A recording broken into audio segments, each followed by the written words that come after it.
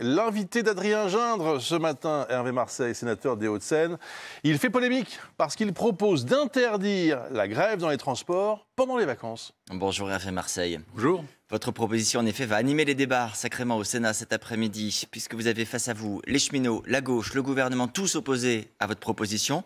Vous êtes l'homme d'un coup de com'? Je pense qu'ils ne prennent pas le train, parce que s'ils prenaient les transports en commun, ils verraient que depuis 1947, il n'y a jamais eu une année sans grève à la SNCF. Mais la grève, elle est forcément illégitime. Non, elle n'est pas illégitime, mais le dialogue social, ça ne commence pas par une grève. En général, le dialogue social, quand il existe, on commence par discuter et éventuellement, on finit par la grève si ça ne marche pas. Mais ça ne vous interpelle pas que le gouvernement soit opposé? Le ministre des Transports a dit « nous serons contre ce texte ». Écoutez, j'apprends qu'il y a un ministre des Transports, c'est déjà une bonne chose.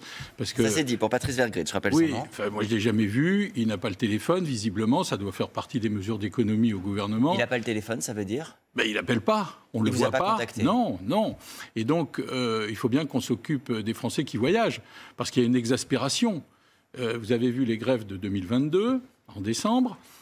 Au mois de février... Au moment des fêtes de fin d'année, notamment. Là, les Français sont restés sur les quais de gare au mois de février dernier. Il y a quelques semaines. Et donc, il faut bien qu'on intervienne. Mais vous considérez que ces grèves-là, que vous citez en exemple, au moment de vacances scolaires, ce sont des grèves abusives? Oui, il y a un détournement du droit de grève.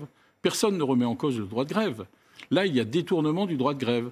On fait grève avec une poignée d'individus qui sont sur des boucles WhatsApp, qui s'appellent coordination, comité, et qui dépassent les syndicats, en fait. Voilà, qui sont très catégoriels.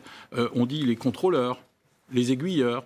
D'habitude, notamment à la SNCF, quand il y avait une grève, c'était pour l'ensemble des gens qui travaillent à la SNCF. C'était pour des revendications légitimes, soit de salaire, de primes, de conditions de travail. Là, on est sur du catégoriel et on commence par une grève. Alors très concrètement, si votre proposition de loi était adoptée, on va se mettre dans ce scénario-là, est-ce que ça empêcherait par exemple toute grève pendant les JO? En tous les cas, ça limiterait et ça encadrerait le droit de grève un peu plus. Comme ça a été fait dans le transport aérien, que nous avons écarté de la proposition de loi, parce qu'il y a déjà des contraintes assez fortes. Mais puisque le gouvernement est contre, on va se dire les choses, Hervé Marseille, il y aura certainement un vote pour votre texte au Sénat cet après-midi, et puis plus rien.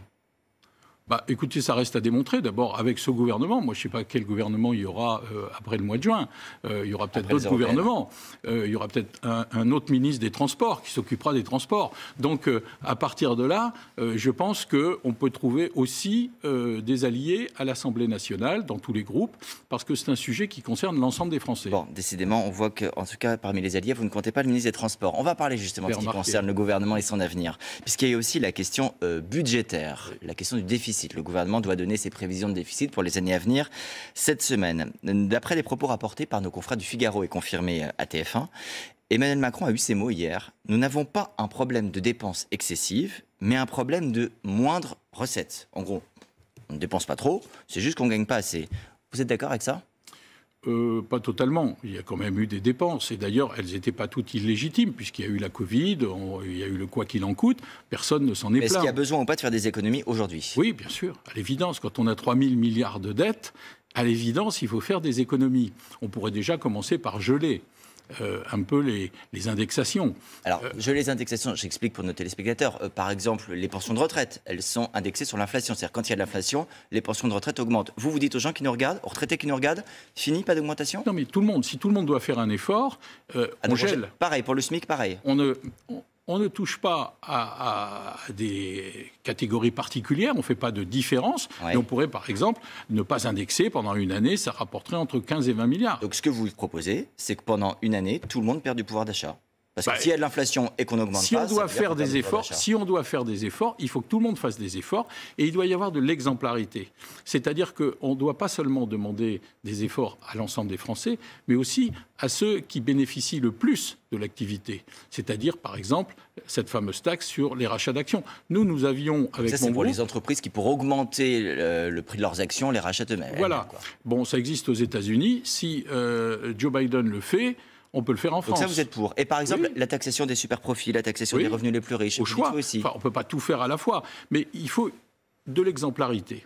On ne peut pas demander des efforts aux Français, et quand vous voyez qu'il y a 66 milliards de dividendes qui sont distribués, à l'évidence, ça crée des frustrations. Les Français ont besoin d'exemplarité. Dans le temps, il y avait l'ISF. Il n'y avait pas un rapport formidable, mais il y avait un problème d'exemplarité sociale.